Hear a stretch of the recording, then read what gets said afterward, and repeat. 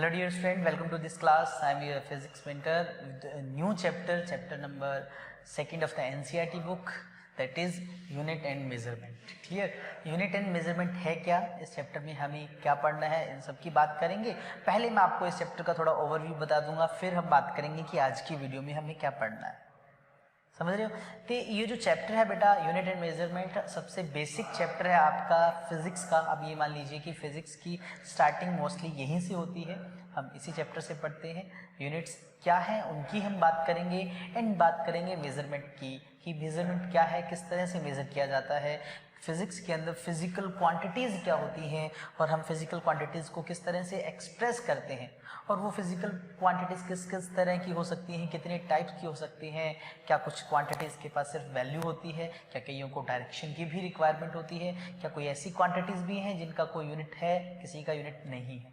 उन सब बातों को हम इसी चैप्टर में पढ़ेंगे. साथ ही ये भी देखेंगे कि कैसे आप कुछ चीज़ों को मेज़र कर सकते हैं, कुछ बेसिक टर्म्स को.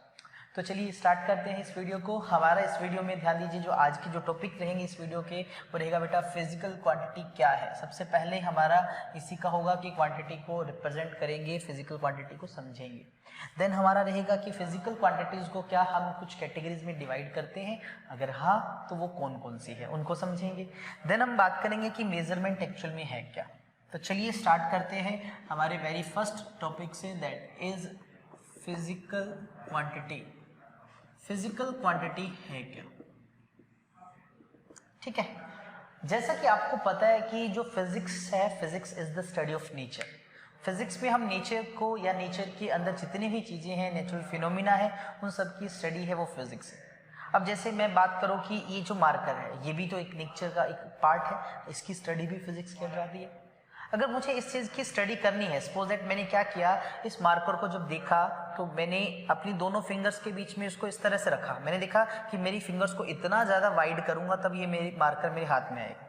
सेकेंडली मैंने क्या किया, मैंने इसके सिर्फ कैप को यूज़ किया. मैंने देखा कि ये तो सिर्फ फिंगर्स को इतना नज़दीक लाने पर भी आ जाते. यानी इस अकेले इस कैप में और इस मार्कर में कुछ तो डिफरेंस है ना, कुछ तो डिफरेंस है. एक को जब मैं होल्ड करता हूं तो मुझे अपनी फिंगर्स को सिर्फ इतना वाइड करना पड़ता है और दूसरे के केस में इतना वाइड करना पड़ता है. तो क्या डिफरेंस है दोनों के अंदर?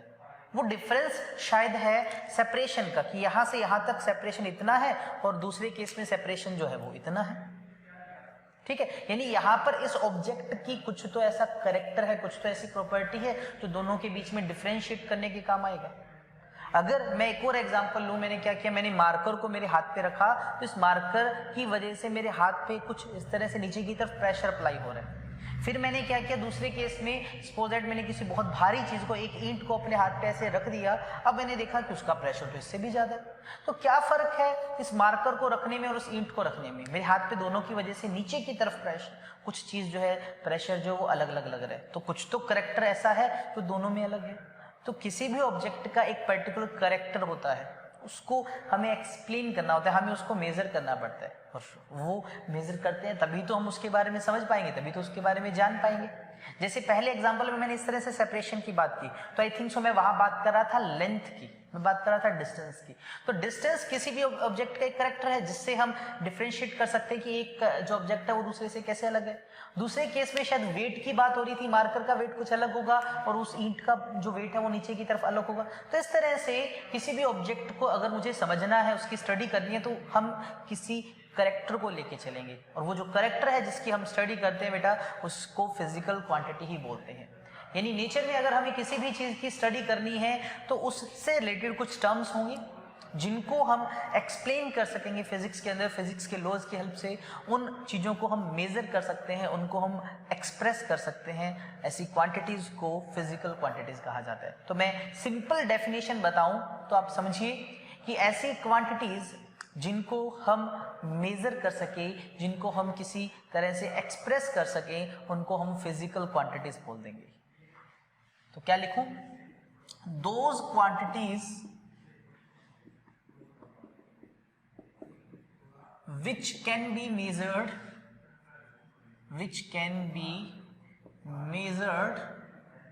and expressed, जिनको हम मेजर कर सकते हैं और एक्सप्रेस कर सकते हैं, आर नोन एज, उनको क्या बोलेंगे? फिजिकल क्वांटिटीज, क्या बोल देंगे बेटा उनको? फिजिकल क्वांटिटीज बोल देंगे। दूसरा जरा ध्यान दीजिए कि इन क्वांटिटीज की हेल्प से हम फिजिक्स के लॉज को एक्सप्लेन करेंगे। यानी अगर मैं जैसे एग्जांपल के लिए बोलूं, जैसे किसी का मास एक फिजिकल क्वांटिटी है। अब किसी मास की हेल्प से हम ये बता सकते हैं कि इसका मास ज़्यादा है, इसका कम है, इसका उससे ज़्यादा है, इसका उससे ज़्यादा है, यानी कंपैरिजन हो सकता है, स्टडी हो सकती है। किसी लेंथ से स्टडी हो सकती है, टाइम से स्टडी हो सकती है, किसी ने कितना डिस्टेंस ट्रेवल किया उससे स्टडी हो सकती है, किसने कितना फोर्स लगाया उससे स्टडी हो सकती है। तो ये जो क्वांटिटीज हैं इनको फिजिकल क्वांटिटीज कहा जाता है। इनको क्या कहा जाता है बेटा? Physical quantities. और खास बात क्या है कि हम उनको मेजर कर पाए और दूसरा उनको एक्सप्रेस कर पाए। मैंने ये वर्ड क्यों लिखे दोनों बीच में? अगर मैं आपको बोल दूं कि मुझे बहुत ज्यादा गुस्सा आ रहा है, मैं बहुत ज्यादा तुम पे एंग्री हूं, तो मुझे बता सकते हो कि तुम उस एंगर को कैसे मेजर करोगे? अगर चलो मेजर कर भी लिया कि सर इसको थोड़ा गुस्सा आ रहा है, ज्यादा आ रहा है, आप उसको एक्सप्रेस कर सकते हो? नहीं कर सकते ना, वो फिजिकल क्वांटिटी में नहीं आएगा। हाँ, अगर मैं बात करूं कि कोई किसी ने मेरे पे फोर्स लगाया, बताया जा सकता है कि सर 5 न्यूटन फोर्स लगाया, 10 न्यूटन फोर्स लगाया, एक्सप्रेस कर सकते हैं, उसकी वैल्यू लिख सकते हैं, उसका यूनिट लिख सकते हैं, वो फिजिकल क्वांटिटी होगी। पहले वाला एंगर वाला वो फिजिकल क्वांटिटी नहीं होगी। ठीक है, तो क्या फिजिकल क्वांटिटी जिनको हम मेजर कर सके और एक्सप्रेस कर सके, साथ ही साथ with the help of these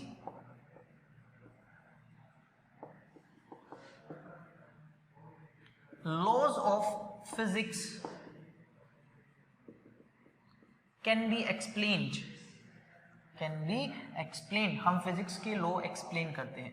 अच्छा, फिजिक्स के लॉज, जैसे मैं कॉमन सी बात करूं, जैसे law of conservation of mass, इस लॉ की हेल्प से हम मास के बारे में बताते हैं। तो हुआ ना किसी फिजिकल क्वांटिटी मास का जिक्र वहां पर। अगर मैं बात करूं law of conservation of charge, यानी वहां पर चार्ज फिजिकल क्वांटिटी की बात होगी। लॉज ऑफ मोशन न्यूटन ने दिए थे, लॉज ऑफ मोशन क्या था उन मोशन के लॉज के अंदर? उनमें शायद बताया था कि इनिशियल वेलोसिटी क्या हो, फाइनल वेलोसिटी क्या हो, डिस्टेंस कितना हो, टाइम कितना हो, यानी वो भी किसी ना किसी फिजिकल क्वांटिटी से रिलेटेड तो थे। यानी जो फिजिक्स के लॉज हैं वो किसी फिजिकल क्वांटिटी को ही तो बताते हैं, किसी फिजिकल क्वांटिटी को ही तो मेजर करना सिखाते हैं। क्लियर? अच्छा, एग्जांपल्स की मैं बात करूं, जैसे मास बिल्कुल फिजिकल क्वांटिटी, लेंथ बिल्कुल बेटा लेंथ है, टाइम है, एरिया है, प्रेशर है,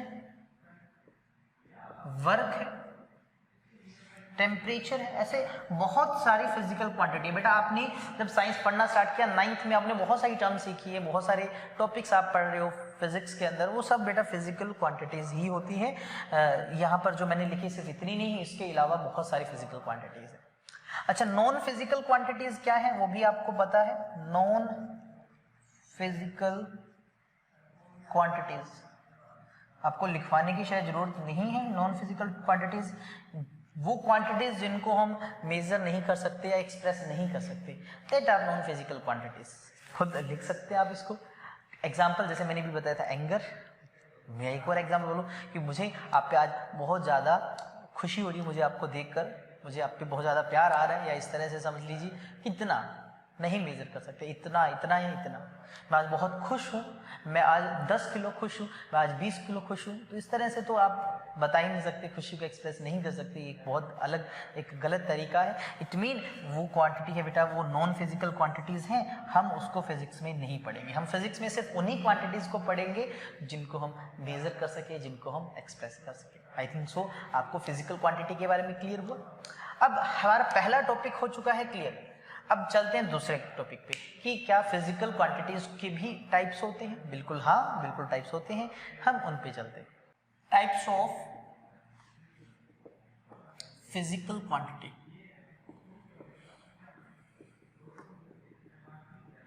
फिजिकल क्वांटिटीज को हम कई तरह से डिवाइड करते हैं, मतलब उसके टाइप्स हम दो तरीके से बताते हैं।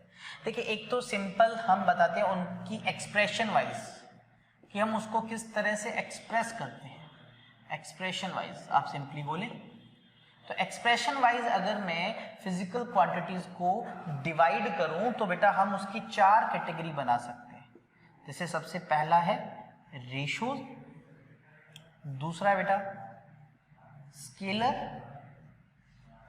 तीसरा है बेटा वेक्टर एंड फोर्थ है बेटा टेंसर। क्या है, टेंसर। यानी अगर मैं एक्सप्रेशन वाइज, यानी आप एक फिजिकल क्वांटिटीज को किस तरह से एक्सप्रेस करते हैं उसके वाइज हम फिजिकल क्वांटिटीज के 4 टाइप बना सकते हैं। जनरली हम इनको पढ़ते हैं बेटा, ये 2 चीजें हमारे मेन काम की है, इनको ज्यादा पढ़ा जाता है। इसके अलावा ये वर्ड और ये वर्ड भी आपको पता होना चाहिए, खासकर इस वर्ड के बारे में। हालांकि हमारे सिलेबस में नहीं है, फिर भी इसको हम चेक करेंगे कि होता क्या है। ठीक है, तो सबसे पहले हम एक्सप्रेशन वाइज इस तरह से इनको डिवाइड करेंगे। दूसरा जो है, आप बोले कि एक दूसरे पे डिपेंडेंस वाइज या ओरिजिन वाइज बोल दीजिए या डिपेंडेंस वाइज बोल दीजिए। डिपेंडेंस वाइज हम फिजिकल क्वांटिटीज के 2 टाइप और बनाते हैं बेटा। एक होता है फंडामेंटल क्वांटिटीज और दूसरा होता है ड्राइव्ड क्वांटिटीज। फंडामेंटल क्वांटिटीज और ड्राइव्ड क्वांटिटीज। ठीक है बेटा, तो 2 कैटेगरी ये भी बनाई जा सकती है। समझ गए होंगे कि फिजिकल क्वांटिटीज को अगर मैं एक्सप्रेशन वाइज बताऊं, एक्सप्रेस मतलब कि हम फिजिकल क्वांटिटीज को जब एक्सप्रेस करते हैं हम किन किन चीज़ों का यूज करते हैं, उस टाइम पे हम 4 कैटेगरी बना सकते हैं। और अगर हम बात करें ओरिजिन वाइज भी कौन सी फिजिकल क्वांटिटीज है, किस पे डिपेंड करती है, उसको बनाने के लिए क्या किसी और की जरूरत है या नहीं है, उसके बेसिस पे हम 2 कैटेगरी बनाते हैं। क्लियर। हम पहले बेटा इनको पढ़ते हैं 1 बाय 1 कि ये क्या है, देन हम उनकी बात करेंगे। तो अभी मैंने बताया कि एक्सप्रेशन वाइज हम 4 कैटेगरी बनाते हैं। एक्सप्रेशन वाइज 4 कौन कौन सी थी बेटा, वो मैंने अभी आपको बताई। एक था रेशो, दूसरा जो था बेटा वो लिखा था मैंने स्केलर, तीसरा लिखा था मैंने वेक्टर, चौथा क्या लिखा था मैंने, वहां लिखा था टेंसर। क्या लिखा था, टेंसर। ठीक है, अब इनमें से सबसे पहले बारी है रेशो की। सबसे पहले नंबर कि रेशो क्या होते हैं। अच्छा, कौन कौन सी क्वांटिटीज को हम रेशो के अंडर रखते हैं। ठीक है, बहुत सिंपल है, 1 बाय 1 इनको लिंक भी करेंगे। ठीक है, फिजिक्स में कुछ ऐसी फिजिकल क्वांटिटीज होती हैं, कुछ ऐसे करेक्टर्स होते हैं। मतलब करेक्टर बोले क्योंकि ये फिजिकल क्वांटिटी किसी का करेक्टरिस्टिक्स तो होता है, किसी की प्रॉपर्टी तो होती है। ठीक, जैसे लेंथ प्रॉपर्टी, मास, ऐसे प्रॉपर्टीज तो है। तो फिजिक्स में कुछ ऐसे कैरेक्टर्स होते हैं, कुछ ऐसी फिजिकल क्वांटिटीज होती हैं, जब हम उनको लिखते हैं, एक्सप्रेस करते हैं, तो हमें सिर्फ उनकी वैल्यू लिखनी होती है, उनके साथ कोई यूनिट या कोई डायरेक्शन नहीं होती। सिर्फ और सिर्फ वैल्यू की हेल्प से हम एक्सप्लेन करें, उनको रेशो कहा जाता है। तो मैं लिख सकता हूं those physical quantities which can be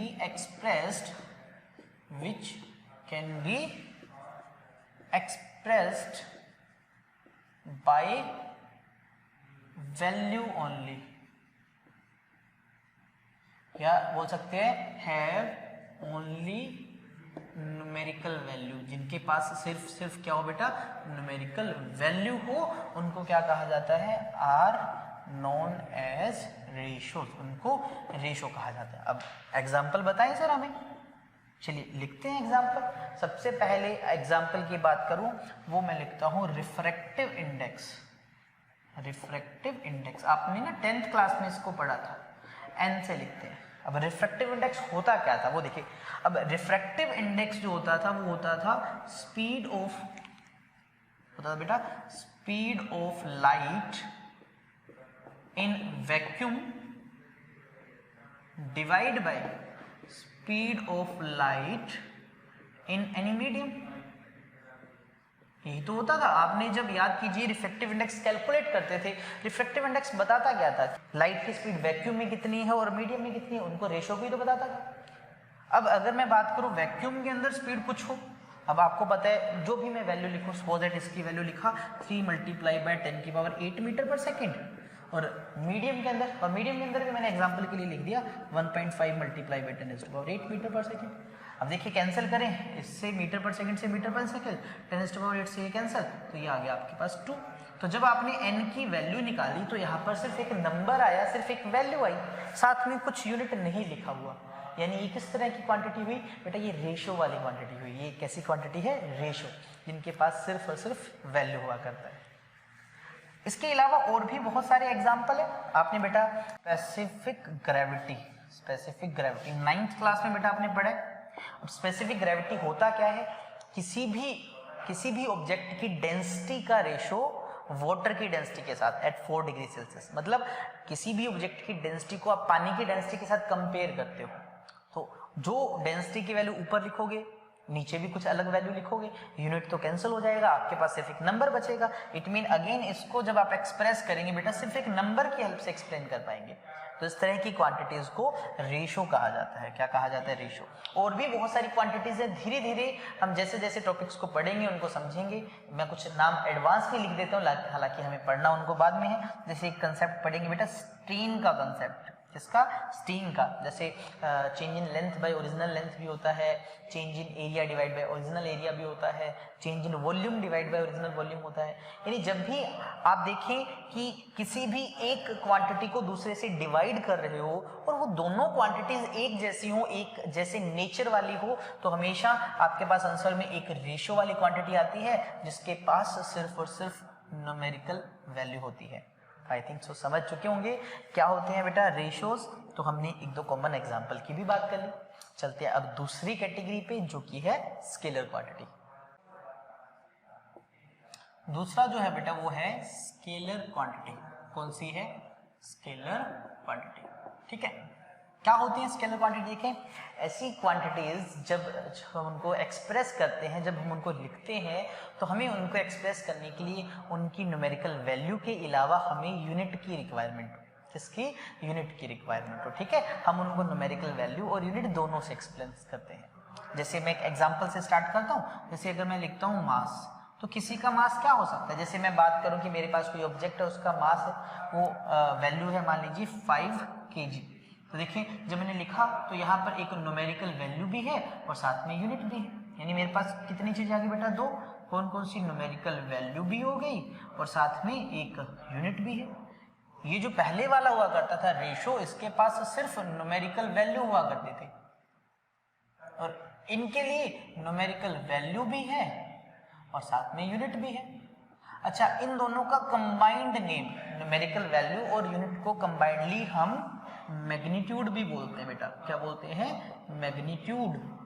तो आप बोल सकते हैं कि ऐसी फिजिकल क्वांटिटीज जिनके पास सिर्फ मैग्नीट्यूड हो उनको हम स्केलर्स बोलेंगे। तो लिख सकता हूं those physical quantities which have only magnitude, जिनका सिर्फ क्या हो? मैग्नीट्यूड हो। मैग्नीट्यूड का मतलब मैं इनके ब्रैकेट में लिख देता हूं न्यूमेरिकल वैल्यू एंड यूनिट। ठीक है, इनको क्या कहा जाएगा? Are known as scalar quantities. समझ रहे हो? जिनके पास न्यूमेरिकल वैल्यू भी और यूनिट भी हो। जैसे एग्जांपल में, जैसे भी मैंने मास लिखा, बिल्कुल ये एक स्केलर है क्योंकि इसको लिखते टाइम हमें, अब आपको मैं बोल दूं कि जो मास है किसी का 5 kg, इस डायरेक्शन में 5 kg है, इस डायरेक्शन में है या इसमें, तो मास 5 kg है। डायरेक्शन का तो कोई लिंक ही नहीं है, इट मीन वो स्केलर है।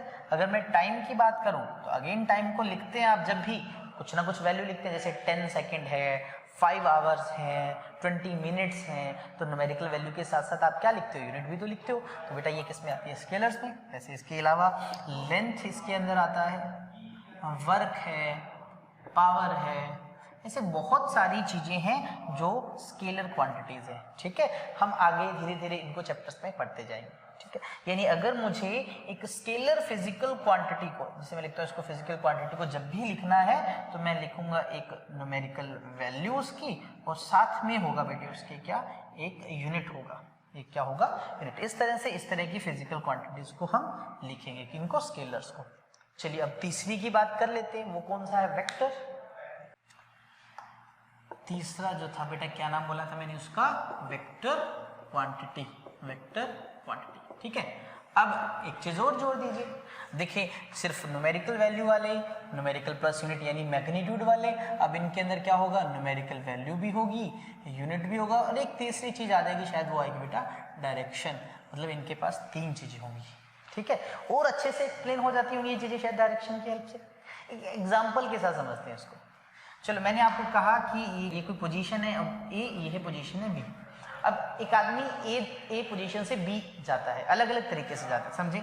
एक जाता है ऐसे, इस रास्ते से जाता है कि हुआ पहला रास्ता।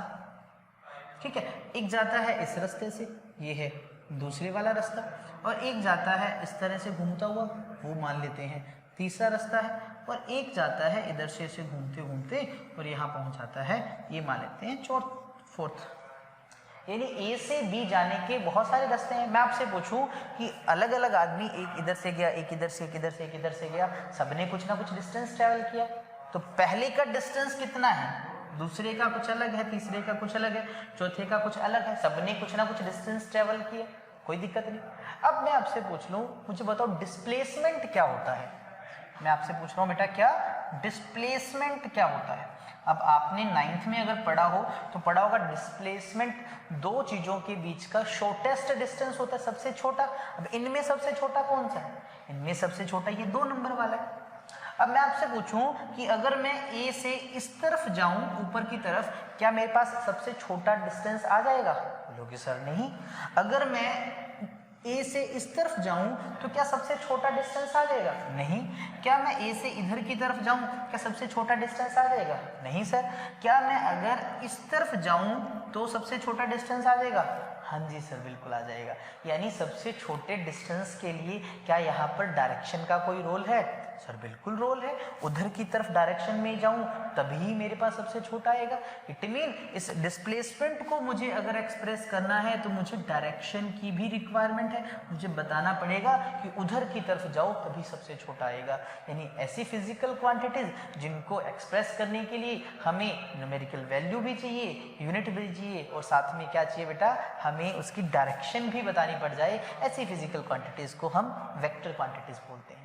जैसे मैं एक और एग्जांपल देता हूँ, मैंने कहा फोर्स पी, मैं बोलता हूँ कि मेरे पे फोर्स लग रहा है। अब सर मेरे पे फोर्स लग रहा है तो मैं आगे तो नहीं जा रहा, मैं इधर भी नहीं जा रहा, इधर भी नहीं जा रहा, मुझ पे फोर्स किधर लग रहा है, कुछ बताना पड़ेगा कि शायद मुझ पे जो फोर्स लगा वो अगर किसी ने पीछे से फोर्स लगाया होता तो मैं आगे मूव करता, किसी ने से आगे लगाया होता तो मैं पीछे मूव करता। यानी आपको स्पेसिफाई करना पड़ेगा कि फोर्स किधर लगा। क्यों, फोर्स पता लगेगा किधर लगा तभी तो बता पाएंगे कि ऑब्जेक्ट किधर मूव करेगा। समझ आ रही है इस बात को, तो हमें डायरेक्शन की रिक्वायरमेंट चाहिए वहां पर। तो ऐसी फिजिकल क्वांटिटीज को वेक्टर कहा जाता है। तो मैं लिख सकता हूं यहां पर, those physical quantities, those physical quantities which can be, which have both magnitude, magnitude तो पता आपको दो चीजों को बोलते हैं, numerical value percent, and direction, which have both magnitude and direction are known as, क्या बोलेंगे बेटा उनको, वेक्टर क्वांटिटीज बोल देंगे। क्या बोल देंगे, वेक्टर क्वांटिटीज। अब एग्जाम्पल अभी भी बताया, सबसे सिंपल एग्जाम्पल बताया किसका, डिस्प्लेसमेंट का। बिल्कुल डिस्प्लेसमेंट एक वेक्टर क्वांटिटी है, फोर्स बिल्कुल एक वेक्टर क्वांटिटी है, वेलोसिटी बेटा पढ़ेंगे वो भी एक वेक्टर क्वांटिटी आएगी, स्पीड वो नहीं होती, वो स्केलर होती है। सबकी बात करेंगे धीरे धीरे, +1 में पता लगेगा आपको, सीखेंगे कि हाँ क्यों डायरेक्शन की रिक्वायरमेंट, आपको सब पता लग जाएगा, ठीक है। उसके अलावा एक्सेलरेशन है, ऐसे बहुत सारी फिजिकल क्वांटिटीज हैं जिनके लिए डायरेक्शन की रिक्वायरमेंट है। अब एक चीज तो पता लगी कि अगर कोई वेक्टर टाइप की फिजिकल क्वांटिटी है तो उसको एक्सप्रेस करने के लिए मुझे एक तो न्यूमेरिकल वैल्यू चाहिए होगी, बिल्कुल, साथ में यूनिट भी होगा, बिल्कुल, और साथ में उसकी कोई डायरेक्शन भी दी होगी। डायरेक्शन मतलब इसको रिप्रेजेंट करने का तरीका कुछ अलग होगा। जैसे एग्जाम्पल से देखें, हम आगे पढ़ेंगे इसको। जैसे फोर्स है वेक्टर क्वांटिटी, तो उसको एक्सप्लेन करने के लिए हम ना फोर्स के ऊपर इस तरह से एक एरो लगा देंगे, तो जिनके ऊपर एरो लगा होगा वो समझ आना कि वो किस तरह की क्वांटिटीज है, वो वेक्टर टाइप की क्वांटिटीज है। और साथ में आगे भी आपको कुछ ऐसे मिलेगा, जैसे मैंने लिखा 20 न्यूटन आई कैप। अब 20 शायद उसकी न्यूमेरिकल वैल्यू है, न्यूटन शायद यूनिट है, और ये कहीं शायद डायरेक्शन के लिए लगा है। डिटेल में समझेंगे आगे, अभी जस्ट इतना देखेंगे इस तरह से एक्सप्रेशन हो सकती है। तो जब भी थोड़ा अलग सा एक्सप्रेशन दिखे आपको इस तरह से, तो समझ आना वो वेक्टर टाइप की क्वांटिटीज है। यहां तक हुआ क्लियर। फोर्थ है बेटा आपका कौन सा, टेंसर, टेंसर क्वांटिटी। अब ये टेंसर नया नाम बुक्स में तो दिया ही नहीं सर, आप तो अलग करवा रहे हो हमें, क्यों जरूरी है समझें। देखिए कुछ जगह आप फिजिक्स में देखेंगे कि कुछ ऐसी क्वांटिटीज होती हैं जब हम उनको लिखते हैं या एक्सप्रेस करते हैं तो हमें लगता है कि वो वेक्टर क्वांटिटीज हैं। वेक्टर क्वांटिटीज है मतलब डायरेक्शन है उनमें, लेकिन डायरेक्शन है तो उनके रूल्स अलग होंगे, क्योंकि वेक्टर क्वांटिटीज को मल्टीप्लाई सिंपली नहीं करते, वेक्टर क्वांटिटीज को मल्टीप्लाई करना, ऐड करना, सब्ट्रैक्ट करना, उनके अलग रूल हैं। तो कुछ क्वांटिटी ऐसी हैं जो वेक्टर लगती हैं बट वेक्टर के रूल्स को फॉलो नहीं करती, वेक्टर की तरह ऐड नहीं होती, वेक्टर की तरह सब्ट्रैक्ट नहीं होती। ऐसी क्वांटिटीज को बेटा हम टेंसर क्वांटिटी के अंदर रखते हैं। तो मैं लिख सकता हूं those vector quantities which does not follow vector rules, vector rules follow नहीं करते। या फिर मैं एक ऐसे और लिख सकता हूं those quantities which are not completely described by हिस्से मैग्नीट्यूड एंड डायरेक्शन।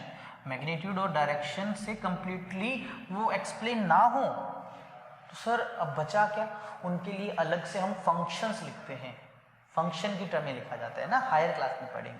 जैसे एग्जांपल देखें इसका बेटा, एग्जांपल में सबसे पहले आता है जैसे इलेक्ट्रिक करंट, आपने 10th में पढ़ा होगा बेटा इलेक्ट्रिक करंट। बोले सर उसकी तो डायरेक्शन होती है, हमने सीखा है।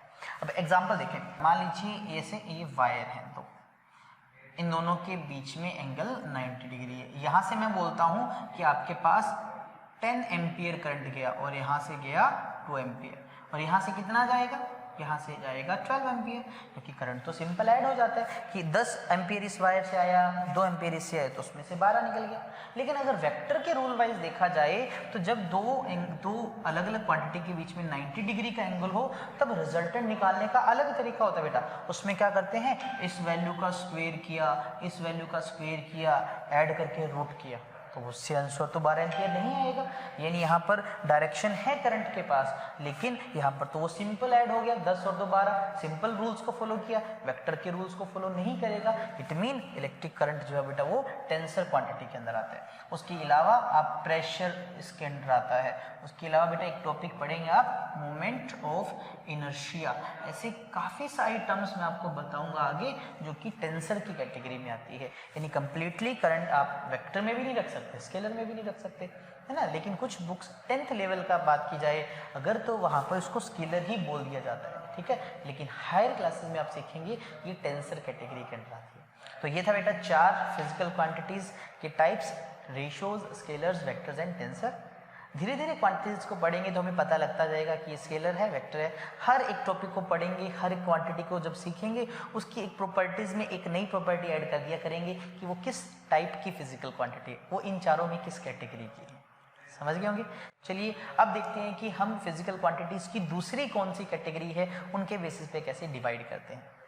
अब दूसरी में तो हमने 2 कैटेगरी बनाई थी बेटा, याद हो, फंडामेंटल और दूसरे का नाम क्या था, फंडामेंटल क्वांटिटी था, और दूसरे का नाम था ड्राइव्ड क्वांटिटी। कौन सी थी बेटा, ड्राइव्ड क्वांटिटी। ये मैंने किसके बेसिस पे बताया था, आपको याद होगा, मैंने कहा था कि ओरिजिन के वाइज कि वो किससे बनी है, क्या वो किसी पे डिपेंड करती है, नहीं करती, उसके बेसिस पे। ठीक है, तो चलिए स्टार्ट करते हैं। सबसे पहले फंडामेंटल क्वांटिटी, इनको हम बेस क्वांटिटी भी बोल देते हैं। क्या बोल देते हैं, बेस क्वांटिटी। क्यों बोलते हैं वो भी सीख लेंगे, ठीक है। अच्छा चलिए एग्जांपल से स्टार्ट करते हैं। मैं आपको बोलूं कि मैंने किसी ऑब्जेक्ट को मेरे हाथ पे रखा, ठीक है, तो ये रखा और दूसरे हाथ पे मैंने क्या रखा, मैंने इसमें ये 2 रखे, मैंने इस पे कैप रखा। दोनों में कुछ फर्क है, दोनों में मतलब देखें कि इसका मेरे हाथ पे प्रेशर कुछ अलग है, इस पे कुछ अलग है। कौन डिसाइड करेगा, वो डिसाइड करेगा मास, यानी मास इसकी कैरेक्टरिस्टिक्स है। मास एक फिजिकल क्वांटिटी, बिल्कुल मास एक फिजिकल क्वांटिटी है। अच्छा अब मैं आपको बोलूं कि ये चीज देखें इस ऑब्जेक्ट की ज्यादा है और इस ऑब्जेक्ट की कम है, अब लेंथ सर अलग अलग है, इसकी ज्यादा है इसके अलग है, उस कैरेक्टर को लेंथ बोलेंगे।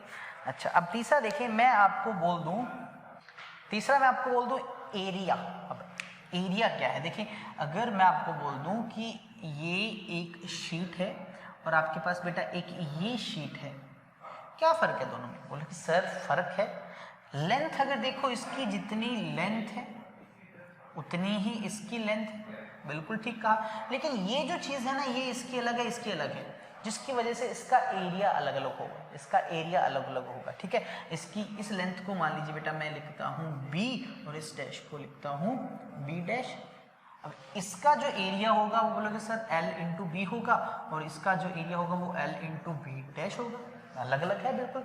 तो मुझे बताओ कि जो एरिया की वैल्यू किस पे डिपेंड कर रही है? सर एरिया की वैल्यू यहाँ पर दो फैक्टर्स पे डिपेंड कर रही है, ये l और b या b डैश की वैल्यू डिसाइड करेगी कि एरिया कितना होता है ना। अच्छा, मैं अगर लिखता हूं कि कोई ऑब्जेक्ट है वो मूव कर रहा है कितनी वेलोसिटी से, 10 मीटर पर सेकेंड से।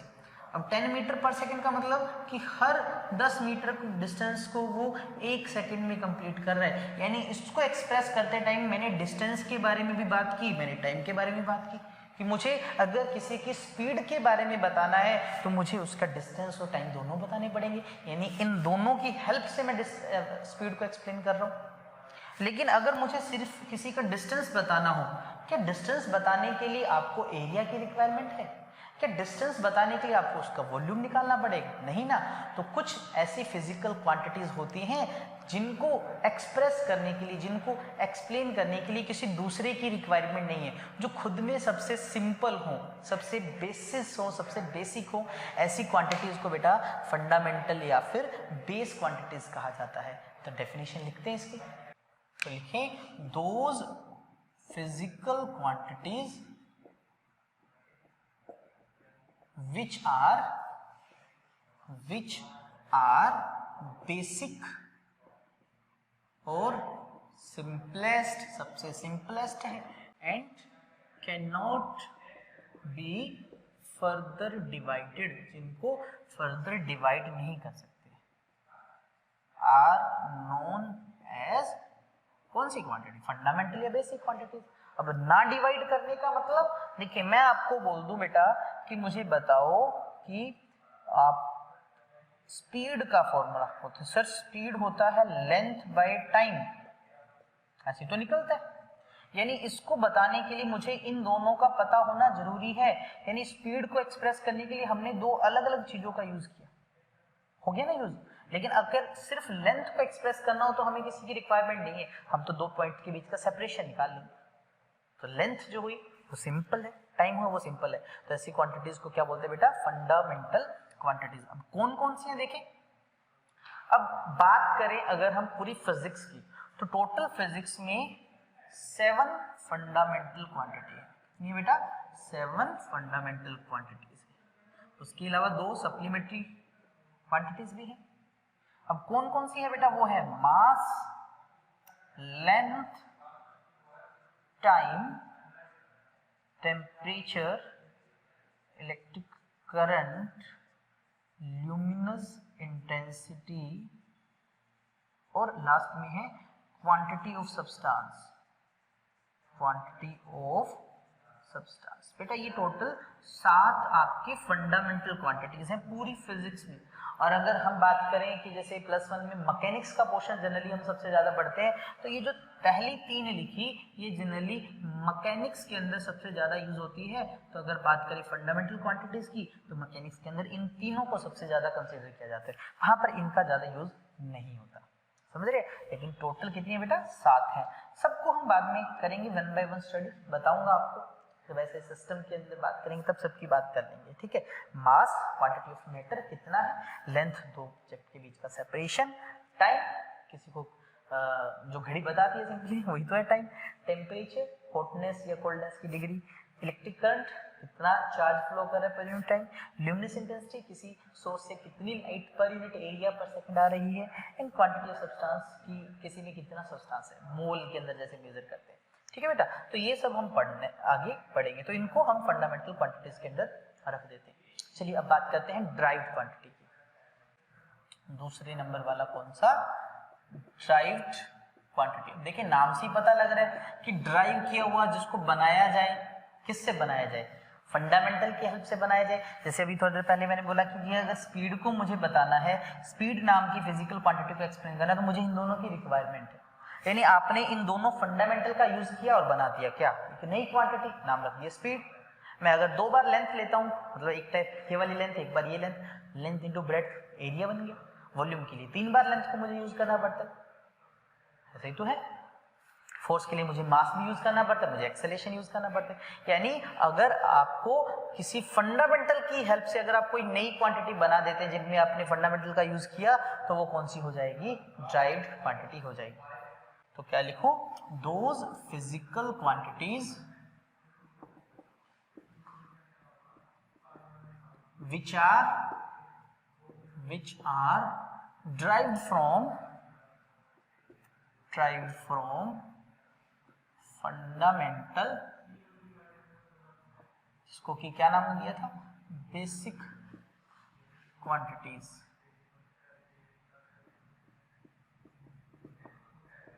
आर नोन एज, क्या बोलेंगे बेटा उनको? हम ड्राइव्ड क्वांटिटी बोल देंगे। अब इन 7 को जो मैंने पहले लिखा है, तो उनको छोड़कर जितनी भी क्वांटिटीज पूरी फिजिक्स में है वो सब ड्राइव्ड क्वांटिटी। एग्जाम्पल देख लें, जैसे मैं बात करूं एरिया की, तो एरिया के लिए आपको पता है लेंथ इनटू ब्रेड्थ थी, तो ये 2 फंडामेंटल का यूज किया, आ गया। अगर मुझे कहा गया कि मुझे स्पीड बतानी है, तो आपको पता है स्पीड के लिए डिस्टेंस बाय टाइम चाहिए, डिस्टेंस बाय टाइम चाहिए। उसको एक्सप्लेन करने के लिए मुझे 2 फंडामेंटल की जरूरत है। मुझे कहा गया कि एक्सेलरेशन बता दीजिए, बोलेंगे सर एक्सेलरेशन होता है velocity, change in velocity by time, तो वेलोसिटी भी एक ड्राइव्ड क्वांटिटी है हालांकि, और टाइम मतलब एक से ज्यादा क्वांटिटीज का यूज कर लो आप उसके अंदर, वो क्या बन जाएगी? ड्राइव्ड क्वांटिटी बन जाएगी। यानी अगर आप किसी भी ड्राइव्ड क्वांटिटी को देखो तो उसके अंदर बहुत सारी फंडामेंटल क्वांटिटीज आएंगी, उसके अंदर बहुत सारी फंडामेंटल, बहुत सारी कितनी? टोटल 7 है, 7 में कोई ना कोई होगी, कोई 1 बार हो सकती है, कोई 2 बार हो सकती है, ऐसे अलग अलग तरह से आपको मिलेगा। तो एग्जाम्पल के लिए देखिए एरिया लिख सकते हैं आप, स्पीड लिख सकते हैं, वॉल्यूम लिख सकते हैं, प्रेशर लिख सकते हैं, वर्क, जितने भी आपको याद हो वो सब किसका एग्जाम्पल है? वो सब ड्राइव्ड क्वांटिटी के एग्जाम्पल है। समझ गए होंगे? जैसे एक एग्जाम्पल के लिए देखिए, मुझे कहा गया कि मुझे वर्क जो है, ये एक वर्क किस तरह की क्वांटिटी? सर वर्क एक ड्राइव्ड क्वांटिटी बनी किससे? फंडामेंटल से बनी है। चेक करें किन किन से बनी है। अब वर्क का फॉर्मूला मुझे याद हो, वो होता था फोर्स मल्टीप्लाई बाय डिस्प्लेसमेंट। अब फोर्स का फॉर्मूला मुझे याद है, वो होता है मास इनटू एक्सेलरेशन। डिस्प्लेसमेंट एक टाइप की लेंथ होती है, मैंने इसको लेंथ लिख दी। अब मास तो फंडामेंटल है ही, तो मास को मैंने एज इट इज रखा। एक्सेलरेशन होता है बेटा velocity divide by time, velocity divide by time, length को मैंने एज इट इज रखा इधर वाली को। अब मास एज इट इज। अब वेलोसिटी क्या होती है बेटा? वेलोसिटी होता है डिस्प्लेसमेंट बाय टाइम, मतलब एक टाइप की लेंथ ही तो होती है डिस्प्लेसमेंट, यानी अगेन ये लेंथ बाय टाइम है, यानी एक और आ गया length by time divide by ये टाइम तो एज इट इज है, इनटू में एक टाइप की लेंथ इधर पड़ी है, तो ये बन गया मास मल्टीप्लाई बाय लेंथ 2 बार है, लेंथ का स्क्वायर डिवाइड बाय टाइम का स्क्वायर। इसका मतलब ये जो वर्क नाम की फिजिकल क्वांटिटी है ना, ये जब आप एक्सप्रेस करते हो तो इसके अंदर एक बार मास यूज होता है, 2 तरह की लेंथ यूज होती है और 2 बार टाइम का यूज होता है। यानी इसको एक्सप्लेन करने के लिए, इसको एक्सप्रेस करने के लिए हमें इन तीनों की रिक्वायरमेंट है, हमें मास, लेंथ और टाइम की रिक्वायरमेंट है। यानी आपने इन फंडामेंटल की हेल्प से इस वर्क को बनाया है। वर्क एक ड्राइव्ड क्वांटिटी हुई और ये किससे बनी है? ये इन फंडामेंटल क्वांटिटी से बनी। तो ये था बेटा कंसेप्ट किसका? हमारा टाइप्स ऑफ फिजिकल क्वांटिटीज का। ठीक है, यानी हमने ये टॉपिक लिया पढ़। आई थिंक सो समझ आ गया होगा आपको। तो आज की वीडियो में इतना ही, बाकी देखेंगे बेटा नेक्स्ट वीडियो के अंदर। जिसको ये वीडियो पसंद आए तो इसको लाइक करके ही जाना और चैनल के बटन को भी सब्सक्राइब कर दीजिए, और हो सके तो इसको अदर जो ग्रुप है उसके अंदर शेयर करें ताकि ज़्यादा से ज़्यादा बच्चे मुझसे जुड़ पाएँ। तो मिलते हैं नेक्स्ट वीडियो के अंदर, तब तक स्टे सेफ, स्टे हैप्पी। जय हिंद, जय भारत।